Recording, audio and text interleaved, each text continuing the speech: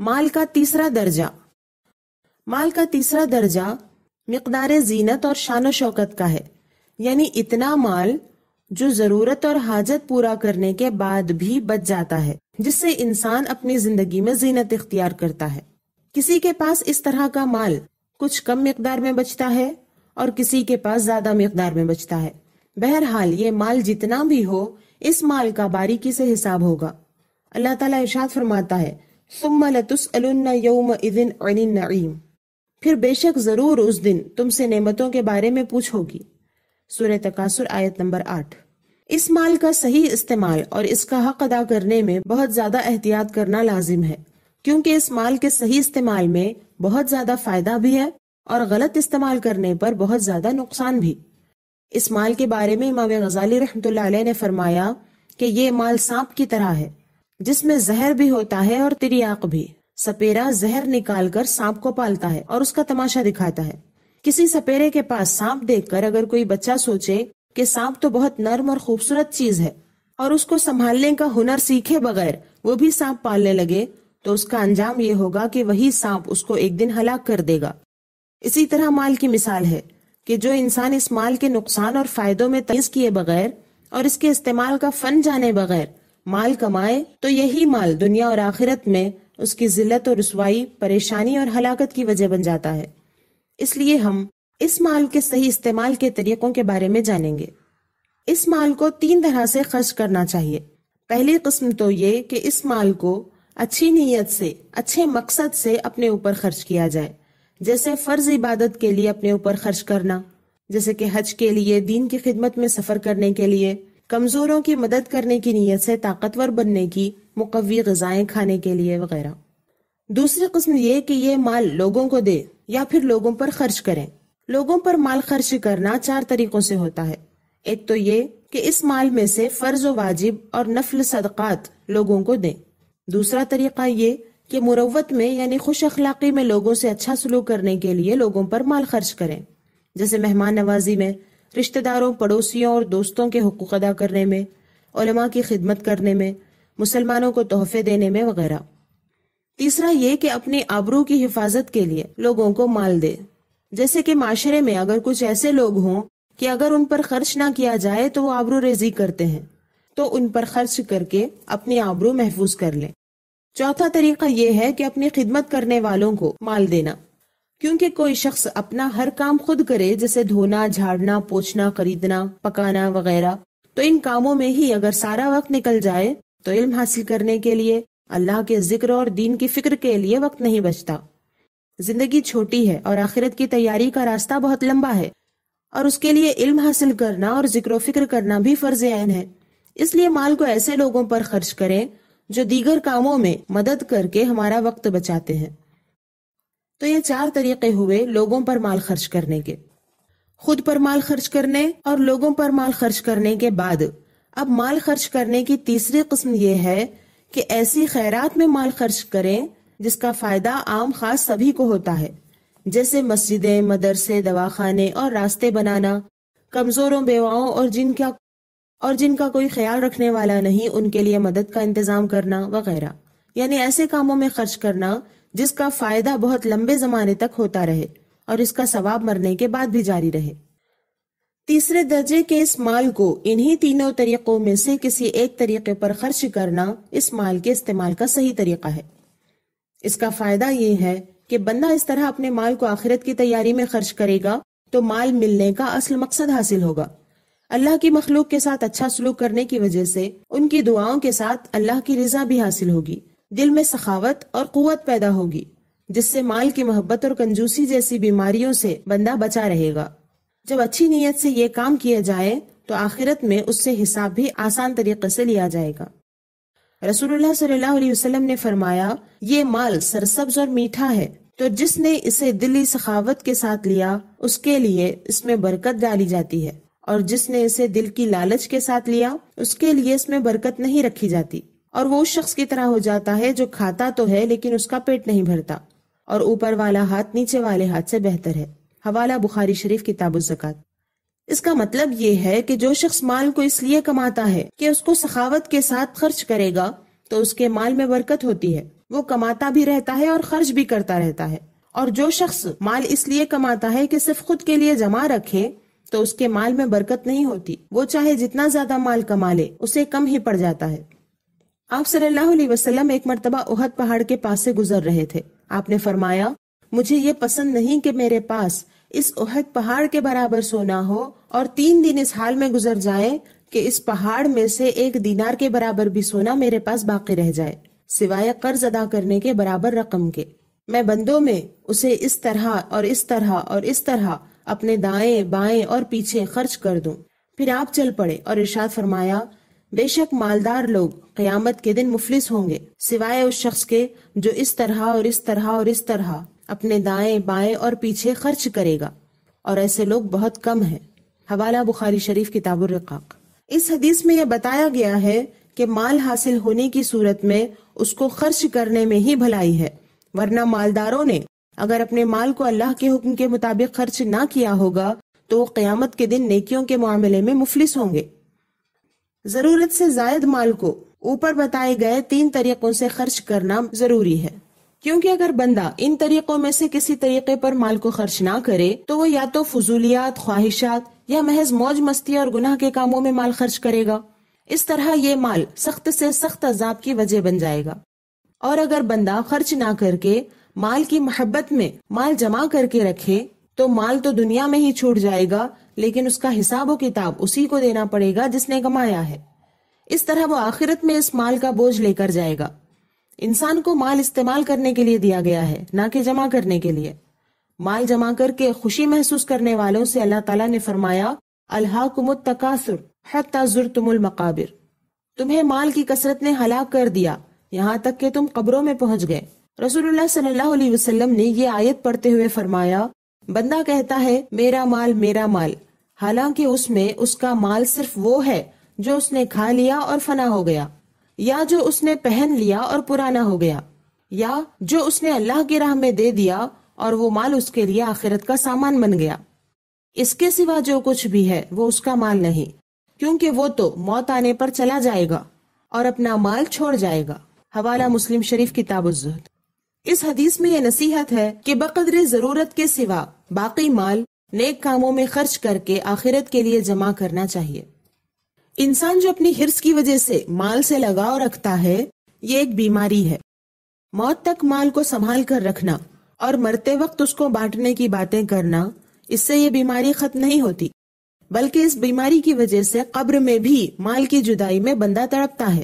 جس قدر مال سے لگاؤ ہوگا اس قدر سانپ بچھو کے ڈسنے کی تکلیف ہوگی۔ اس بیماری کو دور کرنے کا جو طریقہ ہے وہ اللہ کے رسول صلی اللہ علیہ وسلم نے ارشاد فرما دیا، وہ یہ کہ زندگی کی اس حالت میں مال خرچ کیا جائے جب مال سے دل لگا ہوا ہو۔ اس طرح خرچ کرتے کرتے مرنے سے پہلے دل کو مال کے لگاؤ سے صاف ستھرا کر لیا جائے تو قبر میں سکون نصیب ہو سکتا ہے۔ ایک آدمی نے کہا، اے اللہ کے رسول، بہترین صدقہ کون سا ہے؟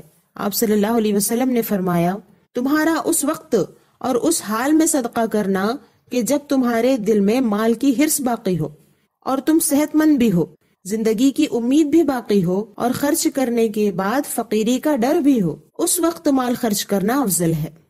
مال خرچ کرنے کے لیے اتنی دیر نہ کرو کہ جب روح حلق تک آ پہنچے تو تم کہنا شروع کر دو کہ فلاں کو اتنا مال دے دینا، فلاں کو اتنا، حالانکہ اس وقت تو وہ مال دوسروں کا ہی ہو جائے گا۔ حوالہ مسند احمد۔ اس تیسرے درجے کے مال والوں کے لیے ایک خطرہ یہ ہے کہ اگر اس نے مال صحیح طریقے سے کمایا ہو اور صحیح طریقے سے ہی خرچ کیا ہو، تب بھی قیامت کے دن اس کو حساب و کتاب کے لیے روک لیا جاتا ہے۔ دوسرا کوئی عذاب نہ ہو تو اس کا روک لیا جانا ہی بہت زیادہ تکلیف دہ ہوتا ہے۔ حشر کے میدان میں ایسے وقت میں جبکہ ایک لمحہ ٹھہرنا مشکل ہوگا، وہاں امیروں سے 500 سال پہلے فقیر جنت میں چلے جائیں گے۔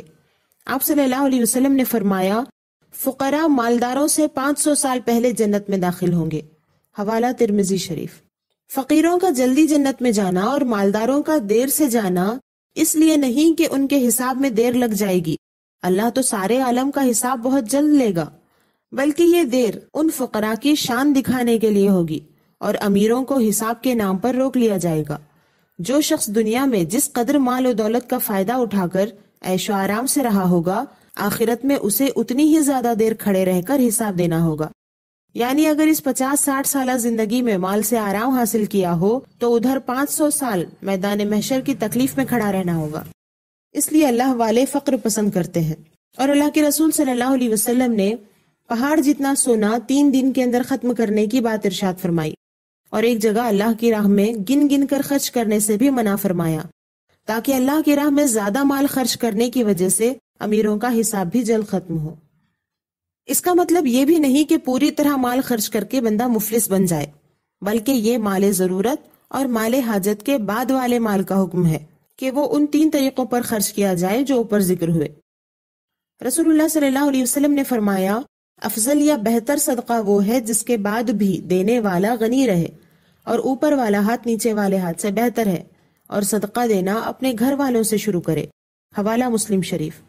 اپنے گھر والوں پر خرچ کرنے یعنی مرد کا اپنے بیوی بچوں پر مال خرچ کرنے اور عورت کا اپنے شوہر اور بچوں پر مال خرچ کرنے کا جو صحیح طریقہ ہے اس کو انشاءاللہ تعالی اولاد کا فتنہ اور عورت کا فتنہ عنوان میں عرض کروں گی۔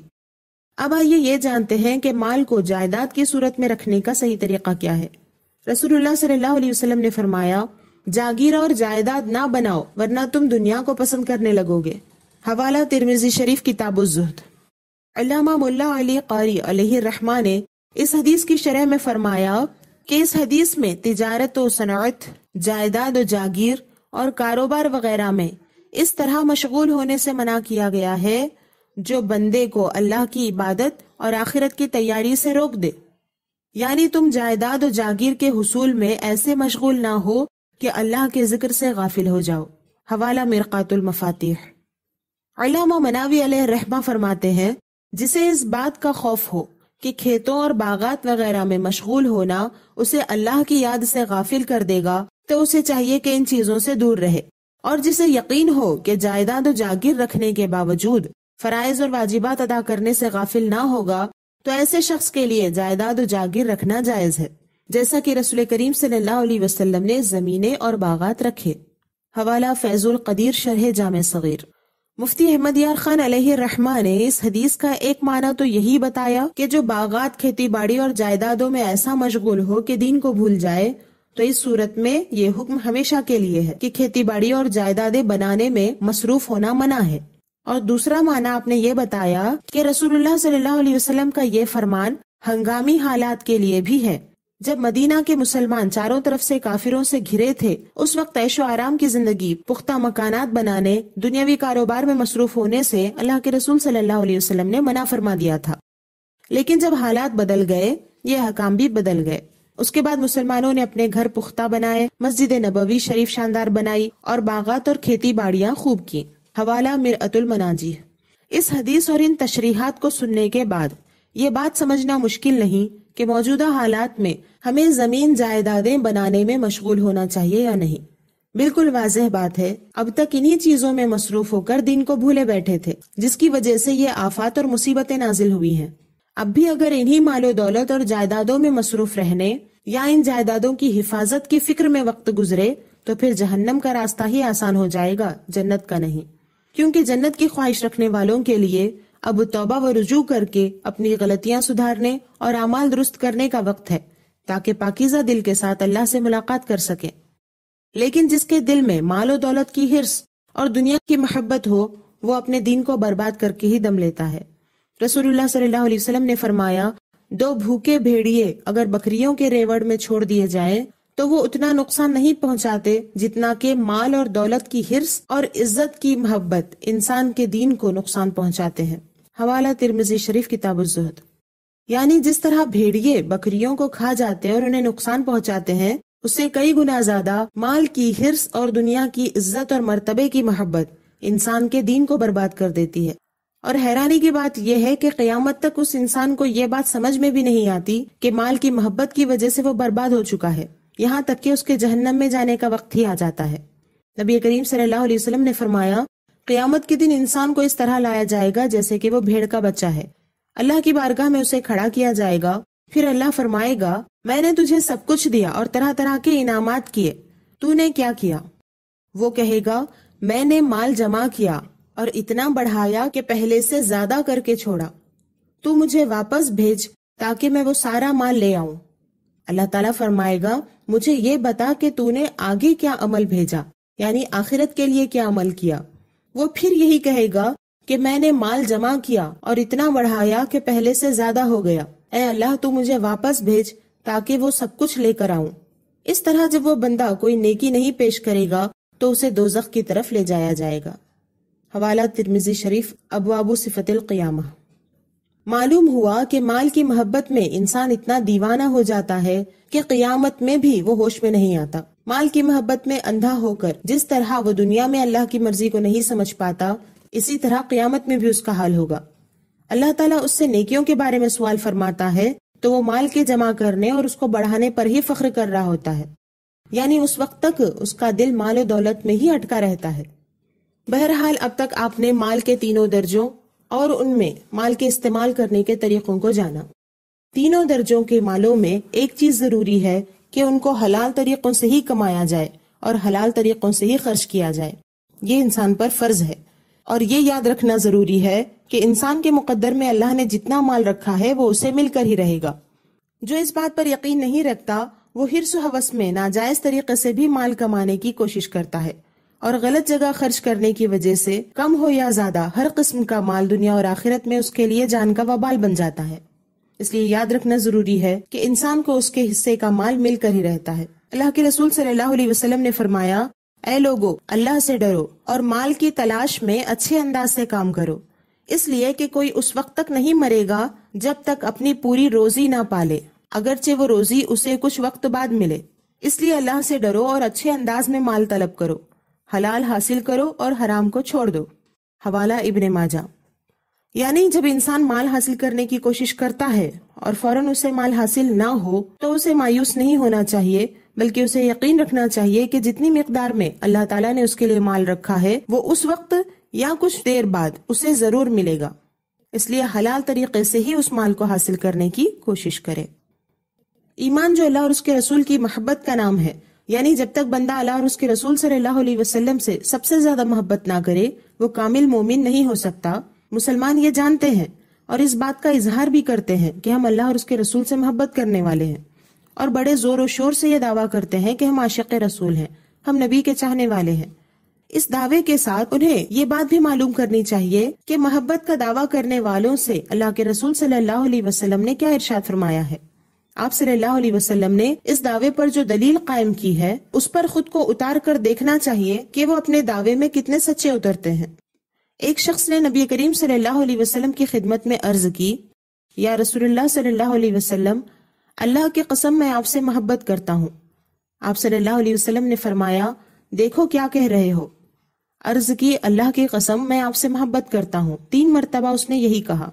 آپ صلی اللہ علیہ وسلم نے فرمایا، اگر تم مجھ سے محبت کرتے ہو تو پھر فقر کے لیے زرہ تیار کر لو، کیونکہ جو مجھ سے محبت کرتا ہے فقر اس کی طرف سیلاب سے بھی زیادہ تیز رفتار سے بڑھتا ہے۔ حوالہ ترمذی شریف کتاب الزہد۔ علامہ ملا علی قاری علیہ الرحمہ نے اس حدیث کی جو شرح بیان کی ہے اس کا خلاصہ یہ ہے، اگر تو اپنی محبت کے دعوے میں سچا ہے تو پھر زرہ یعنی صبر کی تیاری کر، اور صبر کے ذریعے فقیری کی حالت میں آنے والی مصیبتوں میں اپنے دین کی حفاظت کر، کیونکہ آپ صلی اللہ علیہ وسلم سے محبت کرنے والے کی طرف بہت جلد اور بہت کثرت کے ساتھ آزمائشیں اور مصیبتیں آتی ہیں، کیونکہ سب سے زیادہ شدید ترین آزمائشیں نبیوں پر نازل ہوتی ہیں اور پھر درجہ بدرجہ دوسرے لوگوں پر۔ نبیوں میں سب سے زیادہ آزمائشیں نبی کریم صلی اللہ علیہ وسلم پر نازل ہوئی ہیں، اور اسی طرح جو آپ سے محبت کرتا ہے اس پر بھی بہت سخت آزمائشیں آتی ہیں۔ حوالہ مرقات شرح مشکات۔ یاد رہے کہ فقیری کا مطلب یہ ہے کہ دل مال کی محبت سے خالی ہو، لہٰذا جو مسلمان دیکھنا چاہے کہ اس کے دل میں مال کی محبت ہے یا رسول اللہ صلی اللہ علیہ وسلم کی محبت، تو وہ مصیبتوں میں اپنا صبر آزما کر دیکھے۔ اگر سخت سے سخت آزمائش کے دور میں بھی وہ صبر کر کے دین پر قائم رہ سکے تو سمجھ لے کہ اس کے دل میں رسول اللہ کی محبت ہے، اور اگر صبر نہ کر پائے تو سمجھ لے کہ مال کی محبت اس کے دل میں ہے۔ اسلام میں مال کو کمانے اور مال کو خرچ کرنے کے جو سلیقے طریقے بتائے گئے ہیں اس کی بہت اہم وجہ ہے۔ انسان کی ایک شخصی زندگی ہوتی ہے اور ایک قومی اور دینی زندگی۔ شخصی زندگی فانی ہوتی ہے اور قومی اور دینی زندگی باقی رہتی ہے، یعنی انسان جو اپنی ذات پر خرچ کرتا ہے وہ ختم ہو جاتا ہے، اور قوم اور دین کے لیے جو کرتا ہے وہ باقی رہتا ہے۔ اس لیے اسلام یہ تعلیم دیتا ہے کہ مسلمان اپنی شخصی زندگی کے لیے معمولی سامان اختیار کرے اور قومی اور دینی زندگی کے لیے قیامت تک کا انتظام کرے۔ رسول اللہ صلی اللہ علیہ وسلم نے اپنے امتیوں کی بھلائی کے لیے اپنی محبت کی دلیل یہی مانگی کہ سچی محبت ہے تو اپنے اوپر کم سے کم مال خرچ کرنے پر راضی رہو اور باقی آخرت کی تیاری میں خرچ کر کے صبر کر کے دکھاؤ۔ اس بات کو بہت اچھی طرح سمجھنے کی ضرورت ہے۔ مال کے فتنے کے حوالے سے بہت ہی بنیادی اور ضروری باتوں کو معتبر حوالوں کے ساتھ میں نے آپ کے سامنے پیش کیا ہے۔ جتنے حوالے عرض کیے ان کے علاوہ امام غزالی رحمۃ اللہ علیہ کی کیمیاء سعادت کتاب کی روشنی میں آسان سے آسان طریقے سے مال کے فتنے کو سمجھانے اور بنیادی خاکہ پیش کرنے کی کوشش کی ہے۔ ایک مرتبہ میں سمجھنا اگر مشکل لگے تو 2 یا 3 مرتبہ اس ویڈیو کو سن لیا جائے۔ کمنٹ میں ضرور بتائیں کہ کس حد تک آپ کو فائدہ حاصل ہوا، اور کوئی سوال اس حوالے سے ہو تو وہ بھی درج کریں۔ ہماری کوشش ہے کہ جتنا بھی ہم سے ہو سکے جلد سے جلد دجالی فتنوں کے خلاف اپنی حفاظت کی سمجھ لوگوں میں عام کریں، کیونکہ وقت بہت نازک ہے، اطراف دجالیت کا گھیرا ہے، ایمان خراب ہونے کا بڑا خطرہ ہے۔ دجالی مالی فتنے میں بہت سے لوگ پہلے سے ہی بہت بری طرح پھنسے ہوئے ہیں۔ اس سے نکلنے کے لیے ان باتوں کا جاننا اور وقت رہتے سنبھل جانا بے حد ضروری ہے۔ امت کی خیر خواہی میں مجھ سے جتنا ہو سکا اور جتنا ہو سکے گا کوشش کرتی رہوں گی۔ اگر آپ بھی اس کوشش میں شامل ہونا چاہتے ہیں تو ان بنیادی معلومات کو ہر خاص و عام مسلمان تک پہنچانے میں ہماری مدد کریں۔ کم سے کم اس مال کے فتنے کے حوالے سے مسلمان میں بیداری لانے میں حصہ لیں۔ ہر ویڈیو میں تو میں نے یہ اپیل نہیں کی کہ ویڈیو کو شیئر کریں، یہ سوچ کر کہ آپ اپنا اخلاقی اور دینی فرض پورا کرتے ہی ہوں گے، لیکن اس ویڈیو کے لیے خاص اپیل کرتی ہوں کہ اس کو اپنے لوگوں تک پہنچائیں، پھر اس کے بعد صرف ایک بار ضرور پوچھ لیں کہ کیا آپ نے مال کے فتنے کے بارے میں مکمل ویڈیو کو سنا۔ اپنے گھر والوں کے درمیان بھی اس مسئلے پر بات کر کے مال کے فتنے سے بچنے کی بھرپور کوشش کریں۔ اپنے اور اپنے پیاروں کا خیال رکھیں۔ اللہ کے ہو کر رہیں۔ اللہ حافظ۔